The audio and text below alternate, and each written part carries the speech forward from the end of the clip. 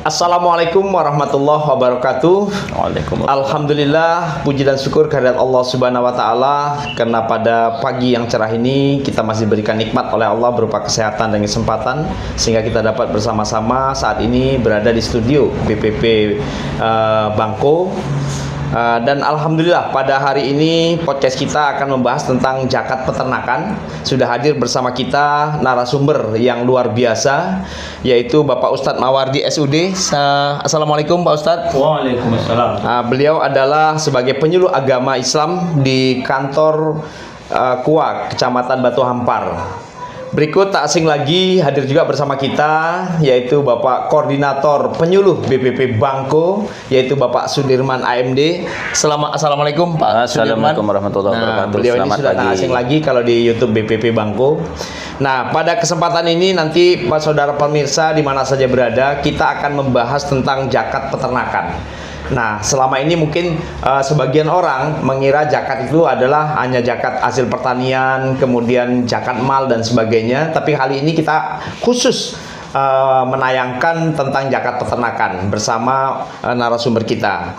Nah, nanti pemirsa bisa menyaksikan dan kemudian jangan lupa kalau menyaksikan YouTube BPP Bangko, like and subscribe serta bagikan ke media sosial Anda karena ini akan melancarkan siaran-siaran kita yang akan datang.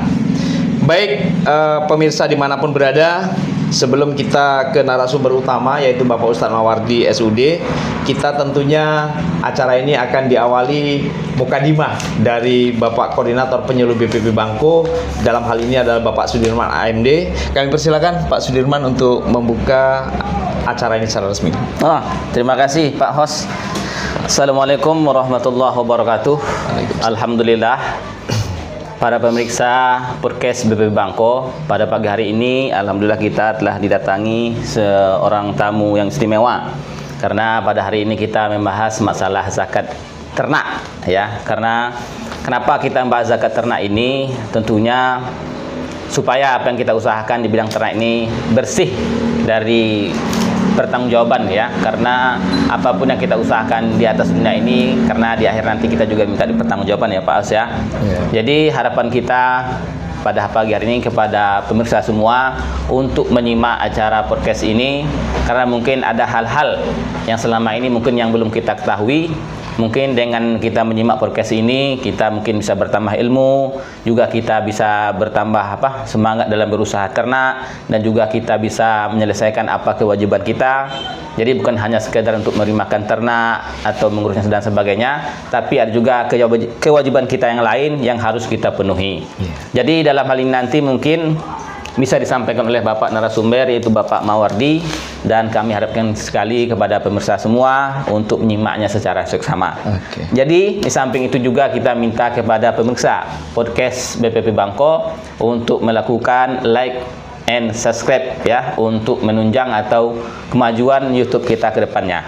Jadi saya rasa tidak mempanjang mukadimah, saya akhiri billahi taufiq wal hidayah. Wassalamualaikum warahmatullahi wabarakatuh. Waalaikumsalam warahmatullahi wabarakatuh. Baik pemirsa, tadi sudah kita sama-sama saksikan, dengarkan mukadimah dari Koordinator Penyuluh BPP Bangko kita Pak Sudirman AMD. Nah, sekarang kita beralih ke Pak Ustadz Mawardi. Tentunya kita akan fokus kepada tentang masalah zakat ternak. Pak Ustadz sehat ya Pak? Sehat? Alhamdulillah sehat. Sehat. Pertama mungkin kami ingin lebih jauh kenal dengan Pak Ustadz. Pak Ustadz, tugas di di kantor KUA Kecamatan Batu Hampar ini udah berapa lama Pak? Saya lebih kurang di KUA Kecamatan Batu Hampar ini lebih kurang 1 tahun baru. Iya, lebih kurang 1 tahun baru di sini, Pak. Iya. Kalau asalnya dari mana Pak?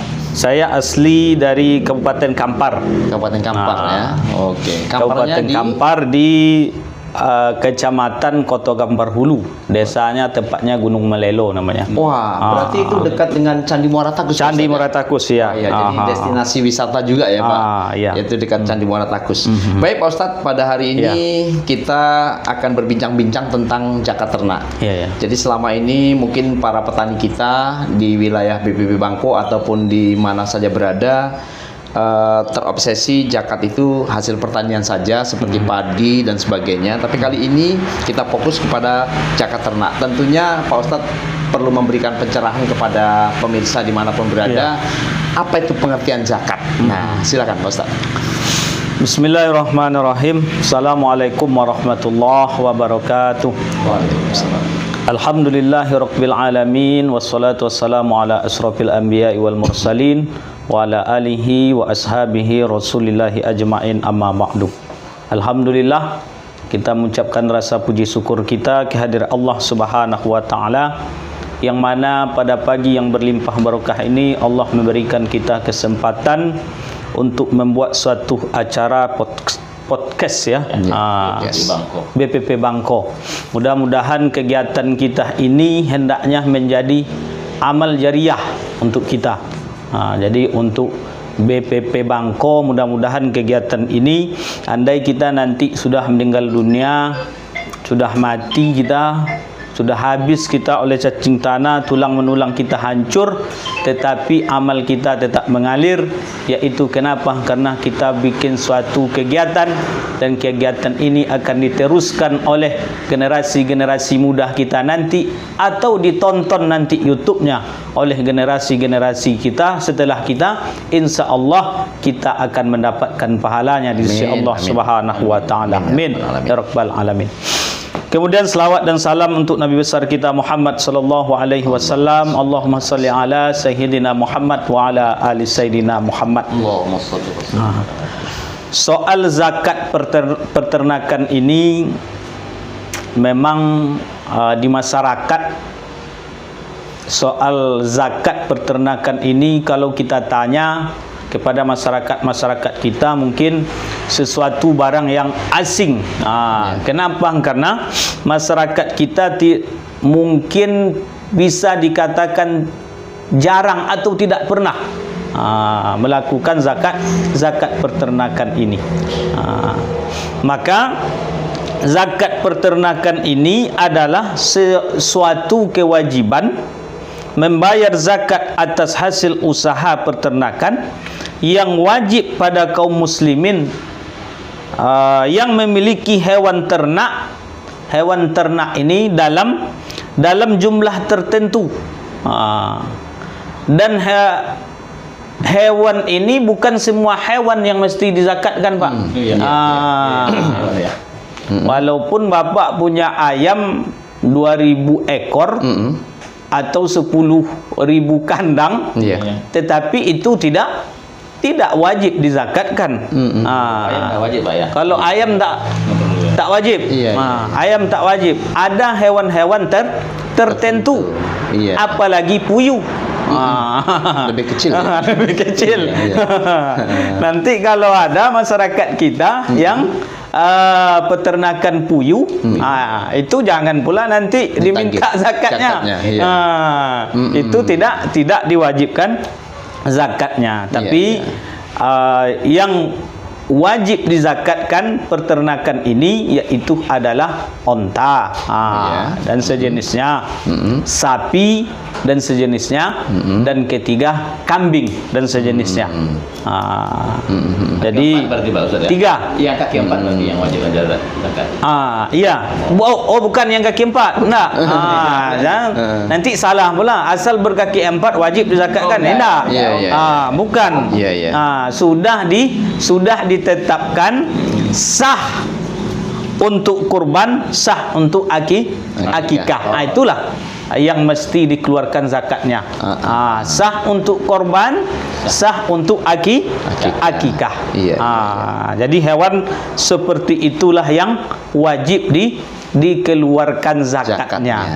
Jadi ada 3 Pak Ustaz. Ada 3. Apa tadi? Onta, sapi, dan kerbau, sejenisnya. iya. Sapi dan sejenisnya termasuk Iya, kerbau, iya. dan kambing. Iya, Kambing iya. sejenisnya termasuk Iya.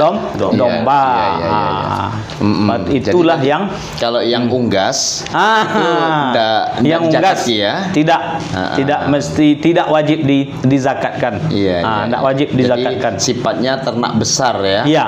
Dan ternak kecil. Oke. Baik Pak Ustadz, jadi ada 3 tadi jenis hewan yang wajib dizakatkan, yaitu ternak besar ya. Iya. Nah, tapi tidak berlaku untuk unggas. Iya. Apalagi tadi burung puyuh ya. Puyuh, yang iya. masih kecil, yang kecil-kecil ya. Nah, ini Iya. jadi pemirsa perlu dipahami supaya kita nanti bagaimana untuk berzakat di bidang peternakan. Nah, kemudian Pak Ustadz, tadi petani kita sudah beternak misalnya, ternak-ternak besar yang wajib dizakatkan tadi. Nah, ini perlu ada penjelasan juga kenapa harus berzakat. Ya. Nah, itu kenapa harus berzakat. Ya. Kemudian saat ini misalnya dengan perekonomian masyarakat yang sudah membaik gitu. Nah, ini kenapa? Coba alasannya kenapa harus berzakat. Ya, Nah, ini ya. perlu. Tentu ada dasarnya dan sebagainya. Silakan Pak Ustadz. Sebelum saya menjawab dari host kita, maka ada yang penting juga saya sampaikan untuk masyarakat nantinya. Karena ketika berzakat ini tentu ada syaratnya. Syarat zakat itu menjadi wajib. Jadi ada syaratnya. Yang pertama yaitu adalah harus Islam ya. Harus Islam, dia beragama Islam. Jangan nanti kita salah paham, apalagi di Rokan Hilir ini banyak Cina. Cinanya tidak memeluk agama Islam, bukan Muslim. Dia punya sapi banyak. Jangan pula kita minta untuk zakatnya. Kenapa? Karena dia tidak wajib berzakat. Yang wajib berzakat itu adalah orang Islam Muslim. Yang kedua, yang wajib berzakat itu dia tidak seorang budak. Tidak seorang budak maksudnya tidak hamba sahaya, bukan budak rohil. Budak rohil banyak juga kan? Budak-budak. Yang dimaksud budak itu adalah hamba sahaya, dia tidak diwajibkan, harus merdeka. Orang yang berzakat itu harus merdeka, bukan budak, bukan hamba sahaya. Yang ketiga, nisab, harus sampai nisab. Nisab itu adalah batas minimal. Batas minimal hewan ternak yang mesti kita zakatkan. Haul, harus sampai haul, perputaran harus satu tahun. Ramadan ke Ramadan, itu terhitung satu tahun. Jadi itu syaratnya. Jadi tadi Pak Ustadz ada menyampaikan syaratnya Islam, bukan budak atau hamba sahaya. Kemudian nisabnya. Jadi pemirsa ingin jelas juga, kalau untuk peternakan besar ini nisabnya itu seperti apa? Silakan. Kalau onta, ada 5 ekor onta. 5 ekor onta itu sudah wajib dikeluarkan zakatnya. Berapa zakatnya? 1 ekor kambing.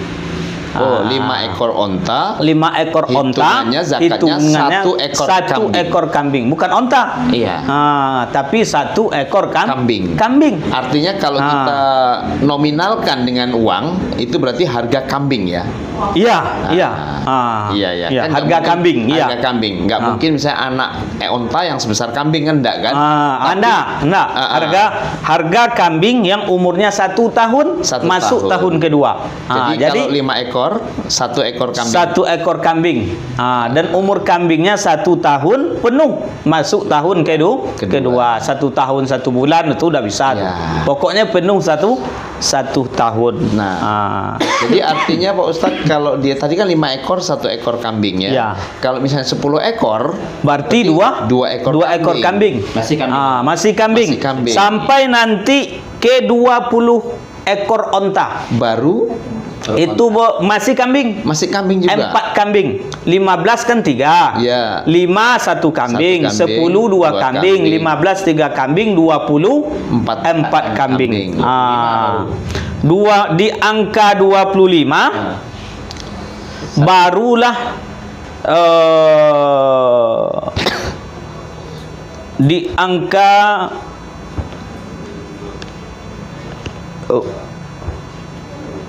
di angka 25 ekor onta, barulah dizakatkan 1 ekor onta. Yang berumur 1 tahun. Masuk tahun kedua. Angka 25 baru 1 ekor onta. Jadi ini pemirsa perlu diapakan betul, 5 ekor onta, 1 ekor kambing, 10 ekor onta, 2 ekor kambing, sampai dia 25 ekor onta baru satu onta yang berumur 1 tahun. Onta betina penuh 1 tahun. Sampai pula nanti ke 36. 36 ekor onta, 1 juga baru 1 ekor onta, tapi umurnya 2 tahun. 2 tahun penuh masuk ke 3 tahun. Kenapa? Karena onta tu kalau semakin tua dia semakin mahal harganya. Semakin mahal harganya. Jadi ditengok di situ saja 36 ekor, berarti 1 ekor onta berumur 2 tahun penuh. 2 tahun penuh. Sampai 36 nih batasnya 44. 44 masih itu. Sampai pula ke 45 sampai 60 ekor. Itu zakatnya 1 ekor onta juga. 1 ekor onta tapi umurnya 3 tahun. Masuk 4 tahun. Umur 3 tahun ya. Umur 3 tahun. Masuk 4 tahun. 61 sampai 75. 61 sampai 75, 1 ekor onta itu umurnya 4 tahun masuk 5 tahun. Masih 1 ekor. Masih 1 ekor. Iya. Sampai 75 tadi masih 1 ekor onta. Masih 1 ekor onta. Iya. Tunggu Pak. 76 sampai 90 itu baru 2 ekor onta. Umurnya 1 tahun. Tapi 2 ekor. 1 tahun tapi 2 ekor. 1 tahun genap masuk ke 2 tahun.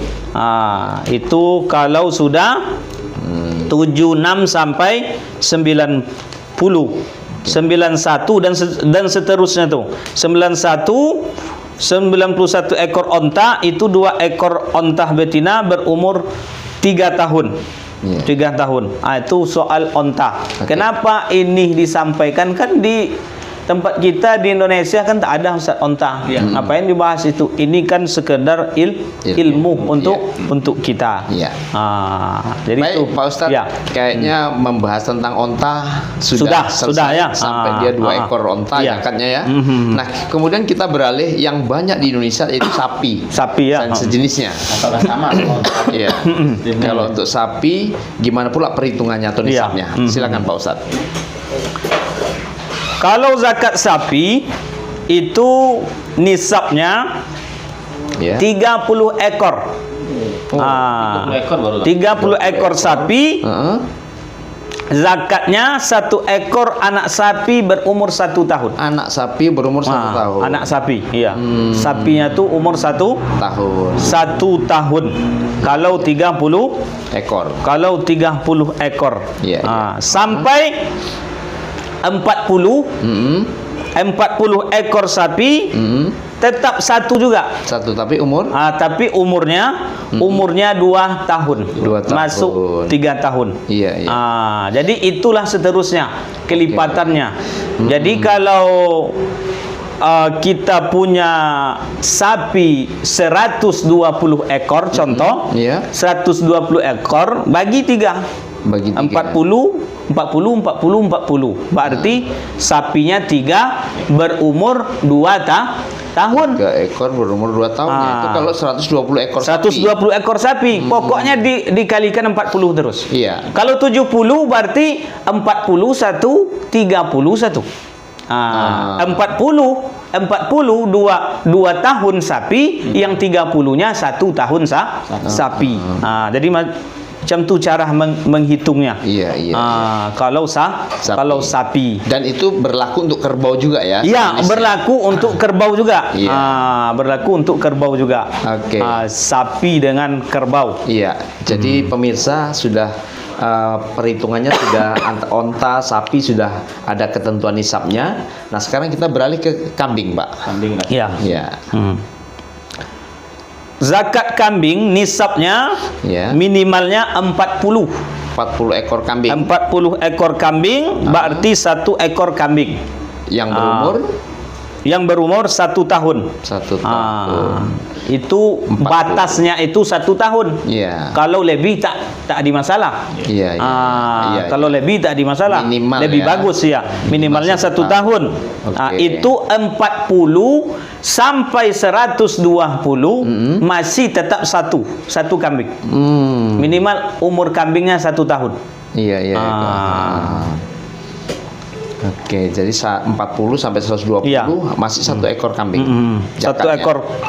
Cuman umurnya ini mohon maaf, kalau kambing umurnya harus bisa untuk akikah. Iya. Berarti sekitar 2 tahun. 2 tahun kambing. Itu untuk kambing ya. Untuk kambing. Iya, iya. Itu berlaku untuk kambing apa saja? Kambing apa saja, baik domba, Etawa. kambing etawa, Iya. kambing Biri kacang namanya. Iya. Itu berlaku untuk semua. berlaku untuk semua kambing. Oke. Jadi pemirsa, ada 3 jenis hewan ternak yang sudah dibahas pada pagi hari ini, yaitu ada onta, ada sapi dan sejenisnya, kemudian ada kambing. Nah, ketentuan nisabnya tadi sudah dijelaskan oleh Bapak Ustadz kita, mulai dari onta, sapi dan kambing. Nah, ini nanti pemahaman ini bisa diulang-ulang untuk menonton kalau apabila kita memang betul-betul peternak tersebut, sehingga pemahaman atau edukasi ini akan memasyarakat, sehingga kita, kewajiban kita berzakat untuk bidang ternak ini kita bisa udah mengetahui ketentuannya. Nah, kemudian Pak Ustadz, kira-kira karena masyarakat kita yang beternak sampai jatuh nisabnya itu juga masih jarang. Nah, jadi kira-kira apa ajakan Pak Ustadz untuk masyarakat petani kita yang beternak pada hari ini? Silakan Pak Ustadz. Kalau soal zakat harta ini, karena kan masalah zakat ini di zaman Nabi pun sudah dibahas, zakat peternakan nih. Makanya ada seorang sahabat Nabi yang bernama Sa'labah. Sa'labah ini diberikanlah oleh Allah kekayaan berupa kambing yang begitu banyak. Banyak sekali kambing Sa'labah nih. Tetapi ketika jatuh nisab, ketika harus dikeluarkan zakat, Sa'labah ini tidak mau mengeluarkan zakatnya. Awalnya Sa'labah ini miskin, sangat miskin sekali, sangat miskin. Bahkan kain sarung, kain solatnya dengan istrinya bergantian. Makanya Sa'labah ketika selesai solat dia tidak pernah berdoa, dia tidak pernah zikir, langsung pulang. Kenapa? Karena sudah ditunggu oleh istrinya. Begitu miskinnya Sa'labah. Ketika Allah berikan kekayaan harta berupa kambing yang begitu banyak, kambing sangat luar biasa, banyak sekali kambingnya, maka jatuhlah nisab harus dibayar zakat. tetapi dia tidak mau membayar zakatnya. Tidak mau dia mengeluarkan zakatnya. Bahkan dikatakan oleh Allah di dalam Al-Quran, orang-orang seperti ini dia mengatakan dirinya innama utituhu alal ilmin indi, harta yang saya dapatkan ini berkat kerja kerasku sendiri, berkat ilmuku sendiri, tak ada campur tangan orang lain. Kenapa kalian mau seenak memintanya saja? Jadi dia tak mau mengeluarkan zakatnya, hartanya. Padahal udah jatuh nisabnya. Padahal sudah jatuh nisabnya. Apa yang terjadi? Kambing yang begitu banyak tadi semuanya habis. Habis dan dia jatuh miskin, lebih parah dari awalnya. Coba bayangkan.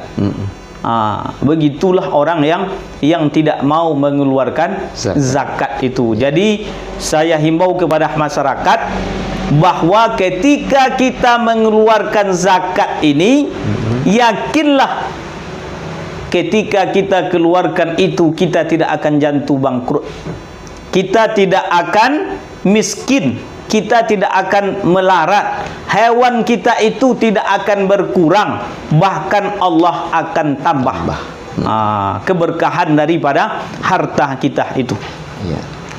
Jadi jangan sampai kita seperti Sa'labah. Memang zakat peternakan ini ketika ada dari kelompok ataupun masyarakat kita yang memberikan pakan ternak, dia yang memberikan semuanya makan, Pak, itu memang tidak diwajibkan zakatnya.